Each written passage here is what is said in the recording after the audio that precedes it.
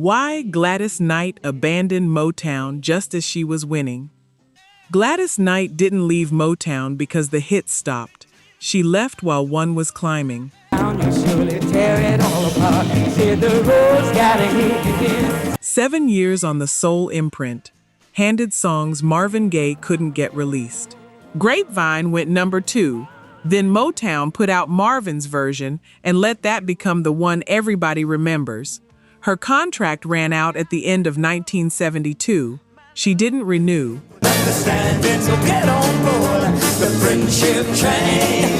8 months later, Midnight Train to Georgia hit #1. The first of her career. She was never second. She was only filed that way. I don't wanna do wrong. I don't wanna do wrong. 10. The Girl Who Voted No. Before I tell you why she left, I need to tell you that she never wanted to arrive. Gladys Knight was born in Atlanta in May of 1944. At 7 years old, she won the national contest on Ted Mack's Original Amateur Hour, on television, in front of the country. The group started the next year, at her brother's 10th birthday party, after the record player broke and the children had to sing to fill the silence. For you. Her brother Merrill, called Bubba, their cousins, a family act named after another cousin, James Woods, whose nickname was Pip. They were not a discovery. They were a working band before most of them could drive. By 1961, they had a national hit with Every Beat of My Heart, #1 on the R&B chart. The following year, Letter Full of Tears went top 20 pop and #3 R&B. Then came the lean stretch. Label troubles, years of touring on the strength of the stage show alone, because there was no new record to sell. Then Motown came calling in 1966, and Gladys Knight said no. Not maybe, not let me think about it. No. She had been in this business for 13 years by that point. She had watched, up close, how the industry sorts people into tiers and how rarely anybody moves between them. She looked at Motown's roster, the Supremes, the Temptations, Marvin Gaye, and she understood exactly where a hard-singing family group out of Atlanta was going to be placed in that hierarchy. For you. She has said since that Motown wanted every piece of you, your management, your recording, your direction, and that she didn't want that. But the Pips operated as a democracy. Every member got a vote, and every vote counted the same. The rest of the group voted yes. She was outvoted by her own brother and her own cousins, and she signed anyway. So understand her position from day one. She did not walk into Hitsville as a hopeful. She walked in as someone who had already predicted what was coming and had agreed to go through with it for the sake of the people she loved. Everything that happened over the next 7 years, she called in advance. That is not bitterness. That is a woman who read the room correctly and got overruled by the people closest to her.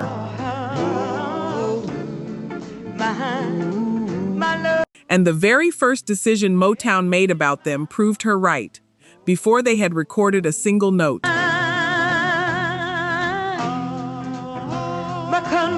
9. The man who filed them.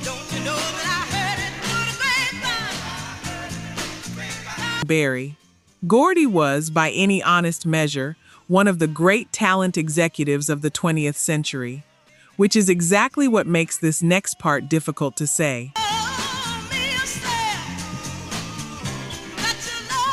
Motown was not one label. It was a family of imprints, and where an artist landed inside that family told you precisely what the company believed about them. Motown and Tamla were the pop-facing imprints, the crossover machinery, the promotional muscle, the sound of young America. Those were the front of the shelf. And then there was soul. Soul Records was Motown's home for acts with a harder, blacker, more overtly R&B sound. Acts the company did not view as primary pop crossover prospects. That was the stated logic. That was the filing system.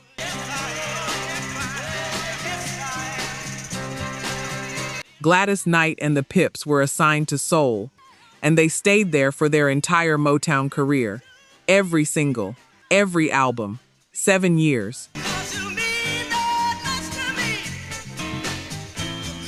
This was not a punishment. Nobody was being cruel. It was a forecast. Somebody in that building looked at a woman with one of the most powerful instruments in American music and decided, in advance, how far that voice could travel. The Soul imprint had real success and real records. But the resources, the promotional budgets, the first look at the strongest new material, the television bookings, the film ambitions that were already forming, those flowed toward the acts on the front of the shelf. That is not an accusation. She did not sing her way onto Soul Records. She was placed there before anyone in Detroit had heard what she could do with the right song in front of her. And here is the thing about a ceiling that gets installed on your first day. You cannot argue with it. There is no meeting where it gets revisited. It simply becomes the shape of the room you work in, and you learn to stop noticing it. There is a version of this story where that is just a business decision, and I would accept that reading. Labels make judgments. Judgments are sometimes wrong, and being wrong is not a crime. Real talk. Only 9% of you are subscribed. That hurts. We're spending hours digging through archives, fact-checking every detail, bringing these stories back to life. And if you're watching this far, you clearly care. So hit subscribe. It's free and takes 2 seconds. Now, to my subscribers, barely any of you have joined the membership. And honestly, that stings even more. You know the work we put in. You keep coming back. If these videos have ever made you feel something, if this music means something to you, join the membership. It's one coffee a month, and it's the only way we keep this going. Let's build this together. All right, back to it. 8. The song nobody else could get released.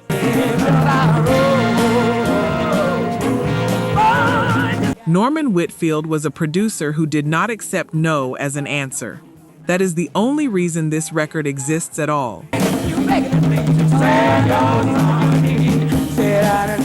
You know this song.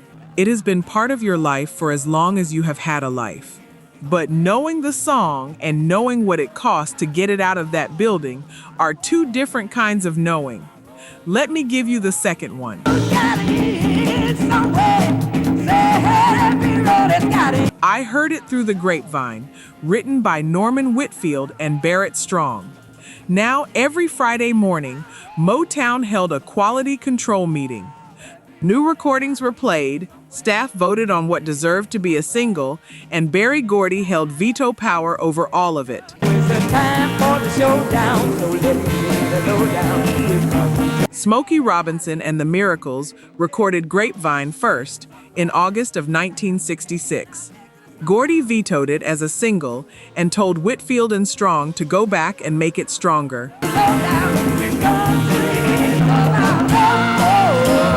Whitfield brought it back in the spring of 1967 with Marvin Gaye singing it. The quality control staff approved that version. Gordy vetoed it anyway.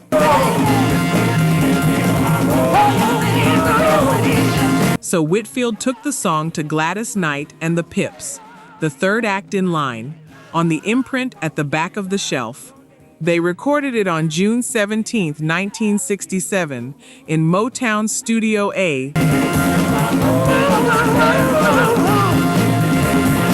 Whitfield rebuilt the entire arrangement as an up-tempo record after hearing what Aretha Franklin had just done with Respect. The lyric had been written from a man's point of view, so a line was rewritten so that Gladys could sing it as her own. And I want you to sit with the structure of what happened here.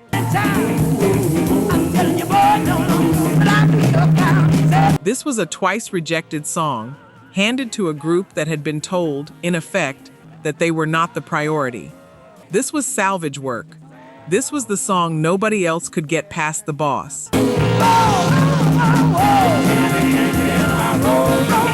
It was released on September 28, 1967. It went to number 2 on the Billboard Hot 100 and number 1 on the R&B chart, where it stayed for 6 weeks. The Leftover became the biggest selling record on the label. Years later, on A&E's biography, she described the arrangement plainly. The big names got the hits, and her group took the leftovers. That is her word, leftovers. And she took a leftover and turned it into the definitive American record of that year. If Grapevine was playing in your house growing up, this is the version you heard first, whether anybody ever told you that or not. And what Motown did with that success, exactly 1 year later, is the part that almost never gets told. 7. The reversal. To walk out that door, my love will... Marvin Gaye did nothing wrong here. I want to say that clearly at the top, because this is not a story about him.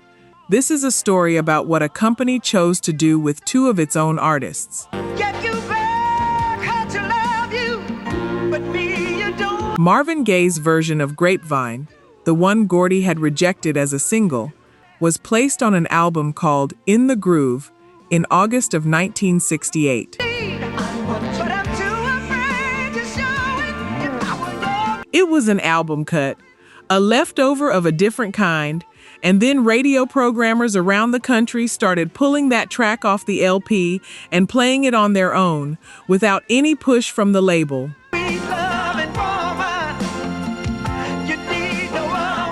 Whitfield went back to Gordy, and this time, Gordy agreed. On October 30th, 1968, Motown released Marvin Gaye's I Heard It Through the Grapevine as a single. 13 months after the Gladys Knight version. Same song, same company, same publisher.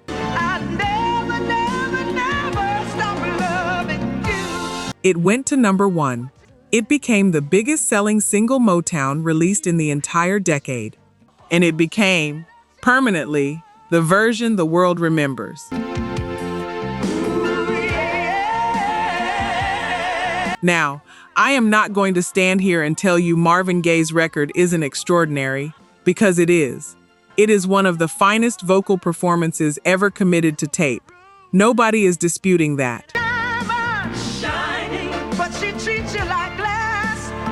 What I am telling you is that a record company took its own artist's number 2 hit and put its own artist's second version directly into the marketplace behind it, and then let history decide which name got permanently attached to the song. And history decided. Ask 100 people who sang Grapevine. Count how many say her name. Because here is what makes it land differently than a simple business decision.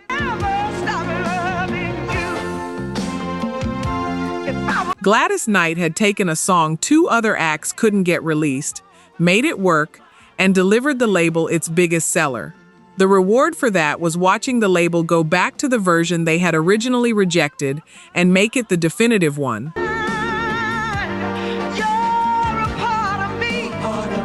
I will say plainly what most people won't. Nobody at Motown sat in a room and decided to erase Gladys Knight from that song. I don't believe that, and I won't claim it. But nobody sat in a room and decided to protect her from it either. To walk out that door, my love will... And when a company isn't protecting you, the market does the erasing for free. It doesn't need instructions. Nothing at all. But I'll pick you up, darling, you up when you fall. 6. The stage they were too good for. Understanding, so get on board the friendship train. For Charlie Atkins was the finest choreographer in the history of American soul music, and he built some of his best work on 4 people from Atlanta.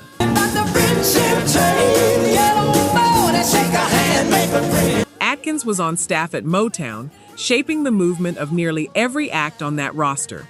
But he wrote something revealing in his own memoir.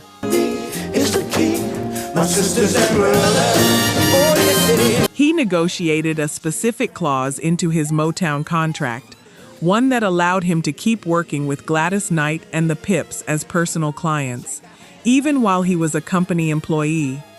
Think about that. He wanted them specifically. He protected the right to keep them in writing.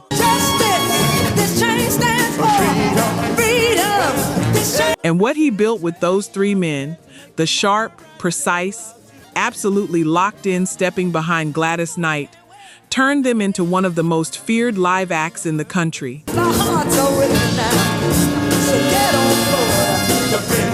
They could hold an audience for years without a hit record on the radio.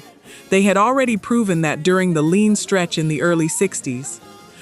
The stage show was the reason they survived long enough to get to Motown at all. Which brings us to the 1968 tour, where they were booked as the opening act for the Supremes.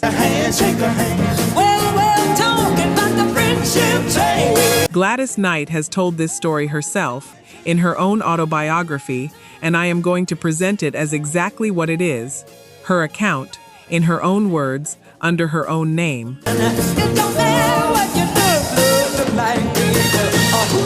She has said that Diana Ross had the group removed from that tour, not for being difficult, not for being unprofessional, not for missing a call time, for being too good, for outperforming the headliner from the opening slot.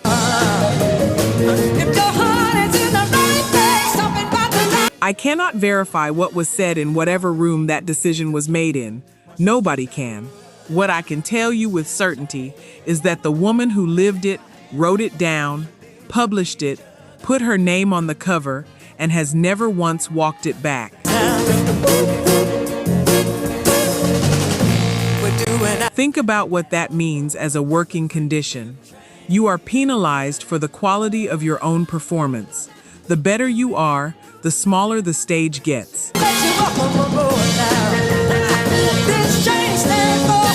On that same A&E broadcast, she summarized 7 years in a single sentence, that the Supremes, the Temptations, and Marvin Gaye were given all the hits, and her group took what was left.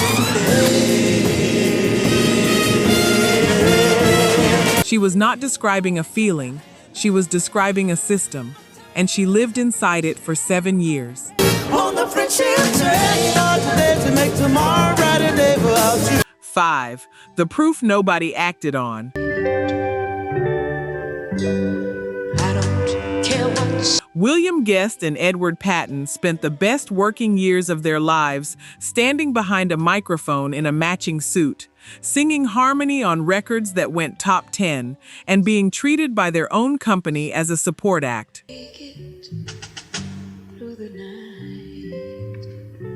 Look at the run they put together. 1968, The End of Our Road. Number 15, pop. Number 3, R&B. Oh, come on and take me through. 1970, If I Were Your Woman. Written by Leon Ware, Pam Sawyer, and Clay McMurray. Number 9 on the Hot 100. Number 1, R&B. 1971, I Don't Want to Do Wrong, which Gladys Knight co-wrote herself, a million seller. Today is dead and gone. That same year, the album If I Were Your Woman became their first #1 album on the soul chart.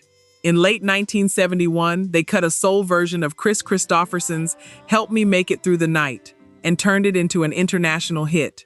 And their position inside the company did not move an inch.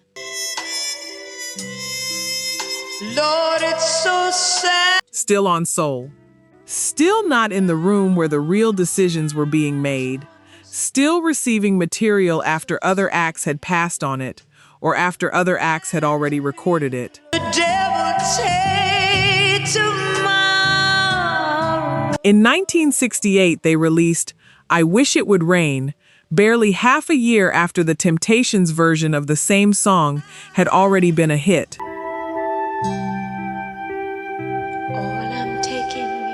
They were following their own label mates onto the same songs. That is what I need you to understand. This was not a group waiting around for their break. They had had 4 or 5 breaks by 1971. The breaks kept arriving. The status never did. Out of sight. And there is a specific kind of exhaustion that comes from succeeding and watching it change nothing. Help me make it through the night. It is different from failure. Failure at least gives you something to fix. This gives you nothing to fix because you already did the thing that was supposed to work. For tonight I need 7 years of doing the thing that was supposed to work.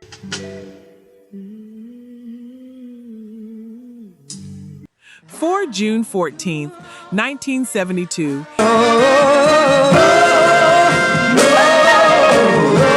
Amos Wilder was Motown's newly appointed general manager, and on a Wednesday in June of 1972, he stood up in the Donovan Building in Detroit and told the staff that the company was leaving. It's been so long, I just can't help no. June 14th, 1972. The decision was made public that day. Motown Records was relocating its corporate headquarters to Los Angeles. From you to make me see. Now, this had been building for years. Gordy had opened an LA office as far back as the early 60s, and the pull of California had been growing steadily since the end of the decade.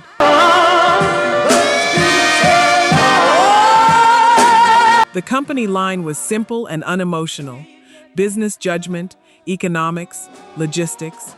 But the announcement itself landed hard on the people in that building. Session musicians, engineers, office staff, artists who had built the entire sound of the label in a house on West Grand Boulevard.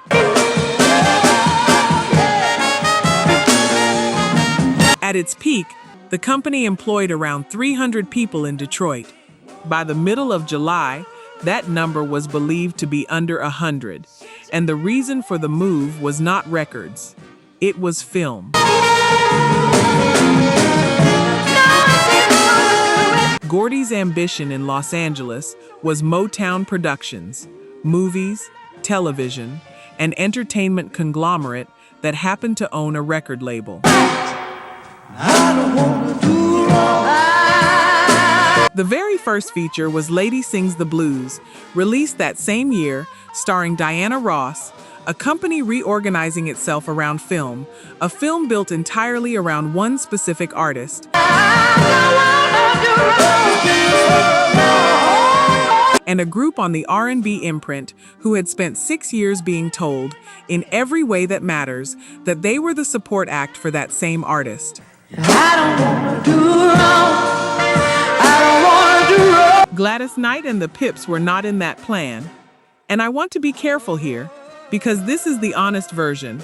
It was not that anyone excluded them from it. It is that nobody thought to include them. Their name did not come up.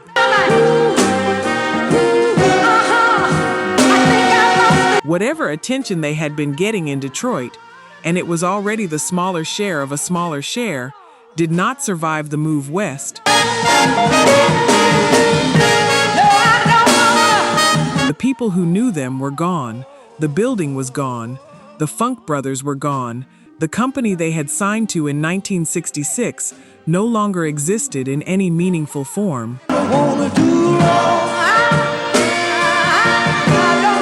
And whether that was a conscious decision or simply what happens when a corporation changes what business it is in, I think you already know how that felt from the inside.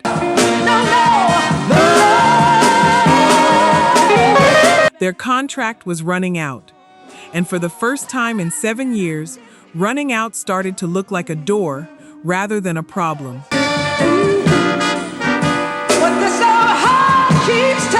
3. The Man from Pontotoc. Wants to be the first to say goodbye. Jim Weatherly was a quarterback from Pontotoc, Mississippi, who had started for Ole Miss and then failed to make it in professional football. He moved to Los Angeles to write songs instead, and he thought, for a long time, that he was writing country music.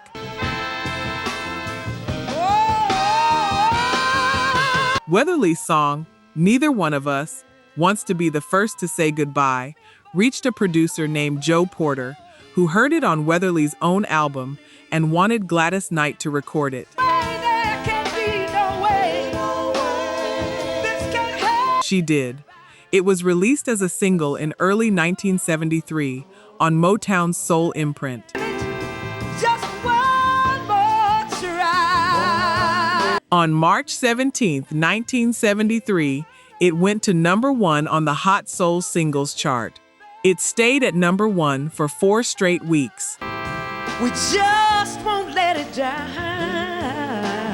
It climbed to number 2 on the Billboard Hot 100, held off the very top by Vicki Lawrence's The Night the Lights Went Out in Georgia.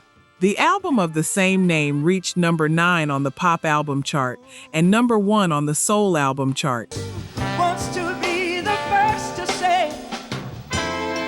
It was the biggest crossover moment of their entire Motown career, and by the time that record reached number 1, they had already left the company.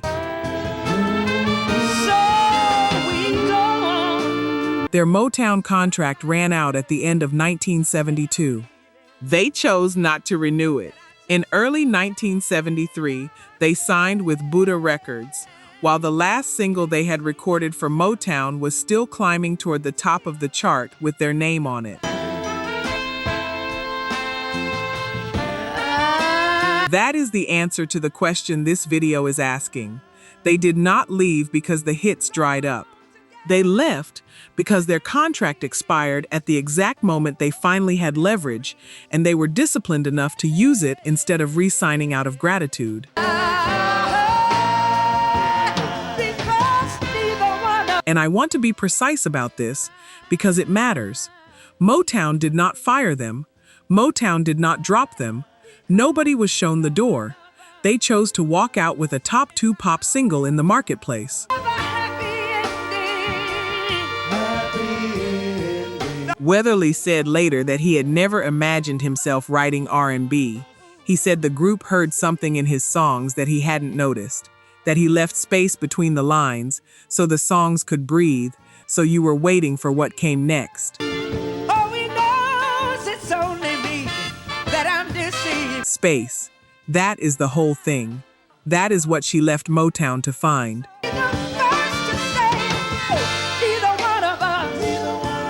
2. The Man with the Calculator, and what came after. Sidney Seidenberg was an accountant. He became their manager, and he is the reason this story has a second act at all. Seidenberg, working alongside Floyd Lieberman, took Gladys Knight and the Pips to Buddha Records and negotiated what was reported at the time as a multi-million-dollar contract. For an R&B group in 1973, that figure was close to unheard of.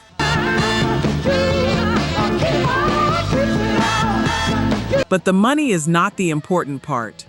Buddha gave them the thing Motown had structurally withheld for 7 straight years: position, first priority, their own choice of producers, the their own choice of material.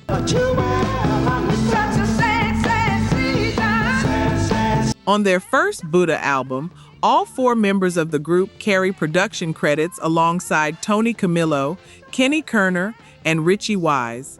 They were finally in the room.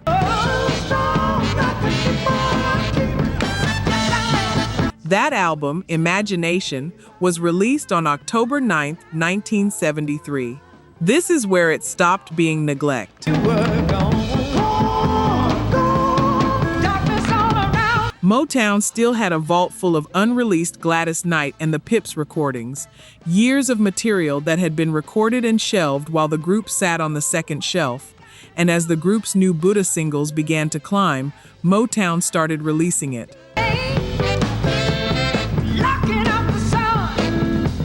In June of 1973, while Buddha was launching them, Motown put out All I Need Is Time, an album of soul imprint material, and pulled the title track as a competing single. Then Nighttime in 1974, then A Little Night Music in 1975. Following the group's success at their new label, Motown released 3 more albums of leftover material under their name.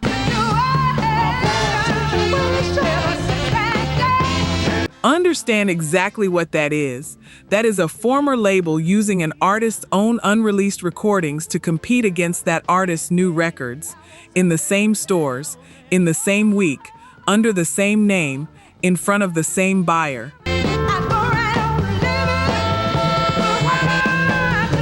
For 7 years, the complaint was that they were not a priority.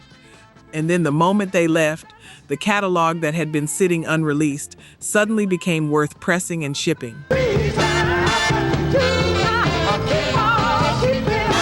That is not neglect. Neglect is passive. Neglect is what happens when nobody is paying attention.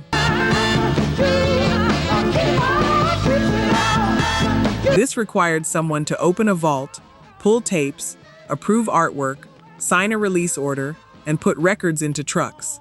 Somebody chose to do that. And now that you have the full picture,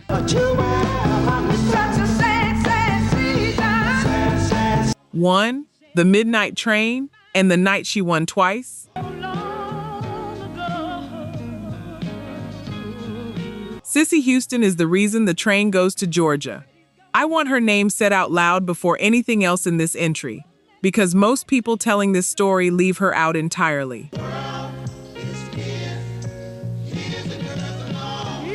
Jim Weatherly wrote the song in 1970 after phoning his friend Lee Majors.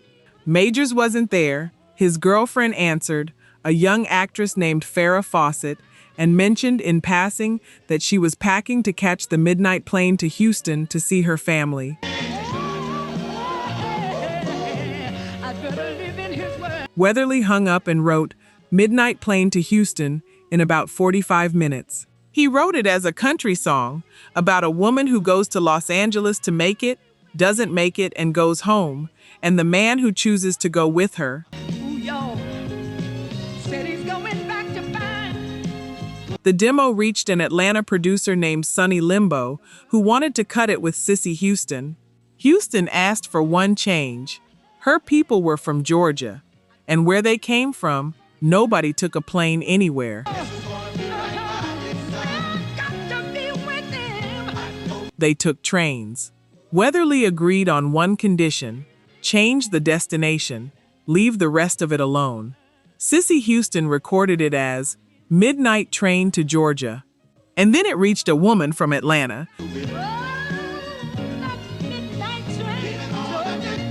Gladys Knight heard Houston's version, loved it, and immediately knew she wanted something else. She wanted it moody, with a ride to it. She wanted the track full, horns, keyboards, texture, something she could push against. And she called Weatherly repeatedly to adjust individual words in his lyric, one at a time, until it sat right in her mouth. He let her have all of it. It was released in August of 1973, produced by Tony Camillo with the group. On October 27, 1973, it went to number 1 on the Billboard Hot 100. It went to number 1 on the R&B chart and stayed there 4 weeks. Yeah. Said he's going back. It was the first and only Hot 100 number 1 of their entire career. She was 29 years old. She has said that being number 1 felt like finally telling the world they were valuable. Even so, his old car. 7 years at Motown, 0 pop number 1s, 8 months at Buddha, 1. And then came the night of March 2nd, 1974. I'd better live in his word. At the Grammy Awards that evening, Gladys Knight and the Pips won Best R&B Vocal Performance by a Duo or Group for Midnight Train to Georgia, a Buddha record. Ways come true. Oh, no. Earlier in that same ceremony, they had already won Best Pop Vocal Performance by a Duo or Group for Neither One of Us.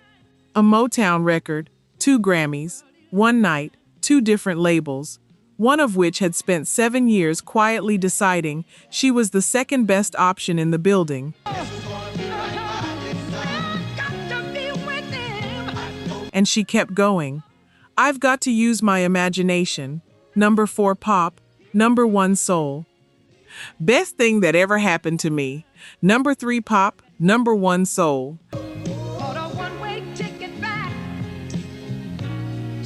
Then Curtis Mayfield wrote them an entire film soundtrack, Claudine, in March of 1974, and on, went to number 5 pop and number 2 R&B.